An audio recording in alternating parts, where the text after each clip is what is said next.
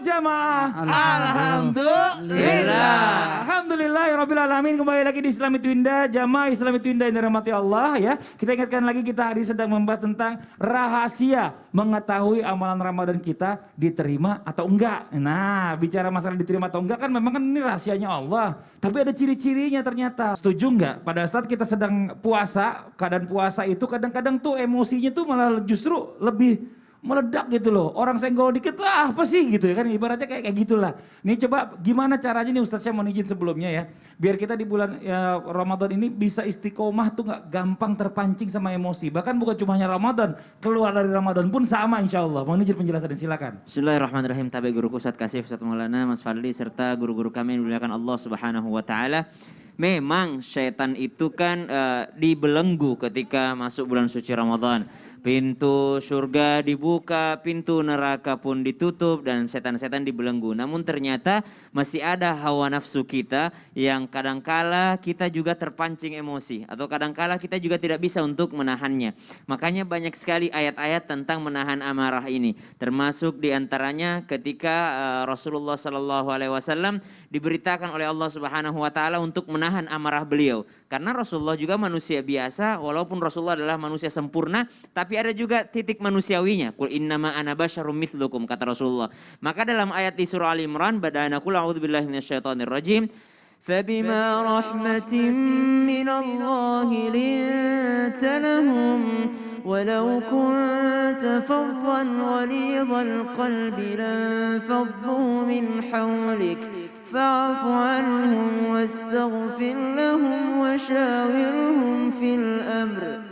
Maka kata Allah Subhanahu wa taala, fabima rahmatim minallahi linta lahum. Maka subhanallah, jikalau ditanyakan apa salah satu indikator amalan diterima, amaliyah Ramadan diterima adalah ketika kita mampu untuk menahan amarah, maka dalam ayat ini disebutkan dengan rahmat Allah Subhanahu wa taala engkau berlaku lemah lembut dan engkau menahan amarahmu, ya. Engkau menahan amarahmu karena seandainya engkau marah kepada mereka, orang-orang yang telah mengkhianatimu, maka mereka akan berpaling darimu wahai Muhammad. Berarti indikator kita sedang dirahmati Allah Subhanahu wa taala atau sedang tidak dirahmati Allah adalah ketika kita mampu untuk menahan amarah kita. Subhanallah. Jadi salah satu ciri orang yang dirahmati Allah adalah mereka yang mampu mengontrol emosinya, tahu di mana tempat marah yang tepat dan tahu untuk menahan amarahnya. Dan ini dicontohkan oleh keturunan-keturunan baginda Nabi SAW, di mana kemudian menantu Rasulullah Sayyidina Ali, kemudian cucu Rasulullah, kemudian cicit Rasulullah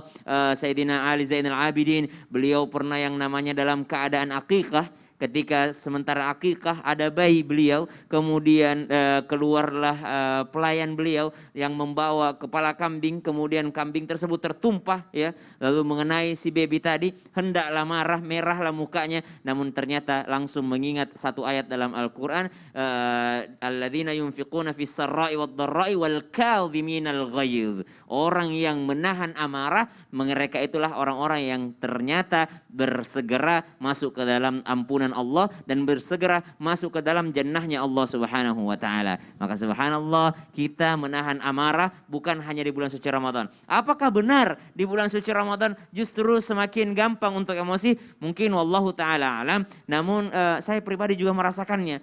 Kalau udah mulai sore itu senggol bacuk gitu Mas Fadli. Iya, makanya itu dia saya bilang tadi.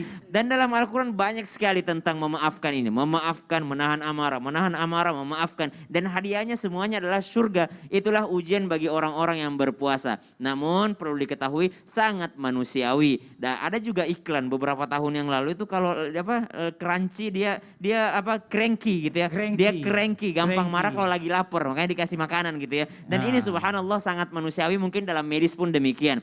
Yang kita harus lakukan adalah bagaimana kita mengontrolnya, dan kata Al-Quran bukan hanya menahan amarah, tapi wal'afina 'anin nas, memberi maaf pula. Karena ada orang mampu tahan amarah tapi enggak memaafkan. Dia enggak marah tapi jengkel dalam hati, enggak bisa memaafkan. Namanya ngambek. Ngedumel gitu Ngedumel. ya. Ini Masya Allah, terima kasih banyak Ustadz Syam. Ya, kalau kita bisa menahan lapar, pada saat kita lapar bisa menahan amarah, apalagi kita lagi kenyang, insya Allah lebih jago lagi tuh. Langsung ngantuk, tidur. Iya. Nah sekarang kita lanjutkan lagi nih, saya masih punya tayangan lagi buat jamaah Islami Twinda yang ada di rumah. Ada tayangannya tentang, coba gibah nih, coba baca Ustadz, bacanya apa tuh? Bacanya apa? everywhere. Gibah apa? Tantang tayangan apa? Giba, tayangan Viti Giba everywhere. Everywhere. Oke, kita lihat tayangannya. Ini dia tayangannya nih. Tahu nggak kak? Masa ya? Kemarin aku lihat si Mumun lagi dua-duaan. Sama siapa? Sama cowok coba kak. Demi apa? Sumpah deh kak. Ih, kamu lagi Dia nggak puasa. tahu Puasa tuh namanya. gak boleh ya dua-duaan. Kasam, lihat deh. Si Saruma, bening banget sekarang. Beda banget sama dulu. Itu mah palingan operasi plastik. Ih, mewah-mewah dia hidupnya sekarang. Ini gimana caranya untuk menjaga lisan dari godaan gibah biar kita menjadi amalan Ramadan kita nih sempurna dan terima sama Allah Subhanahu wa taala. Ustaz Maulana mohon izin. Baik, jamaah yang dimuliakan oleh Allah, izin Ustaz Kasif Her dan Ustaz Sam. Jamaah. Nah, ketahuilah puasa itu ada puasa lahir, ada puasa batin. Kalau lahir berkaitan pahalanya, ibadahnya, sah tidaknya,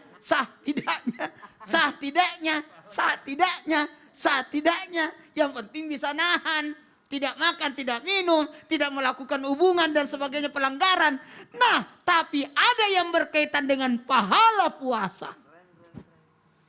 Sah puasanya tapi tidak ada pahalanya. Siapa itu? Yang melakukan 5 hal.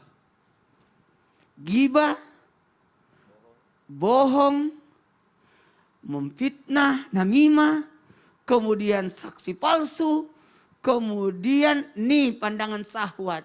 Kalau ini dilakukan, maka pahalanya enggak ada. Jadi orang yang berghibah di saat berpuasa, dikhawatirkan pahalanya enggak ada.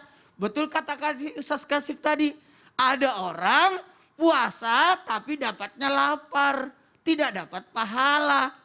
Kenapa? Karena melakukan hal yang membahayakan pahala puasanya.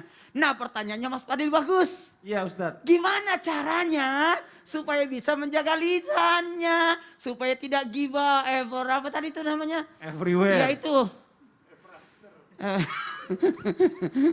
Dan supaya tidak tergoda dengan ghibah. Yang pertama, jaga mulut. Wa'afisil lisan namanya.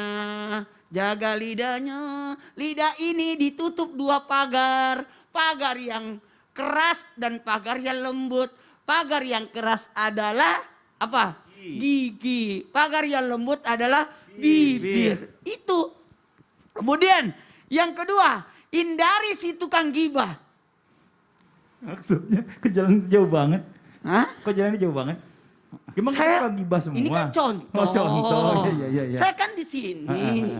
Terus saya membahas hindari si tukang ghibah. Kok nengoknya ke saya? Gak enak banget sih kayaknya. Kita tidak ada keinginan untuk ghibah, tapi dia yang mencerita sama kita. Jadi kita ikut-ikutan. Kan pas banget contohnya kan. Aku berusaha untuk tidak menggibahin orang, tapi dia kasih informasi. Jadi kita ke distret. Atau kita lagi hilpil sama orang. Kita tidak tahu rahasianya, tapi dia yang bocorkan rahasia orang. Inilah si tukang ghibah. Yang ketiga, introspeksi diri. Jangan-jangan kita pelakunya. Saling mengingatkan kalau ada yang lagi berghibah, hati-hati. Engkau lagi puasa. Kalau begitu malam aja. Jangan juga. Kalau siangnya itu membahayakan ibadah puasa kita. Iya. Kalau menggibah di malam hari tidak memuliakan Ramadannya. Nauzubillah min zalik. Ya Allah udah selesainya pembahasan gibah. Makasih banyak Ustaz Maulana. Dan kenapa sih? Iya. Ini pembahasan gibah ini pas banget aku yang bahas ya. Ya Allah ya. Jazakallah khairan kasiran. Dan juga buat jamaah yang ada di rumah yang mau ngirim pertanyaan boleh langsung aja kirim aja pertanyaannya ke Instagram Islam Itu Indah di @islamituindah_ttv. Sekarang ya, jangan kemana-mana, kita segera kembali lagi tetap di Islam Itu Indah. Jamaah, oh jamaah. Alhamdulillah.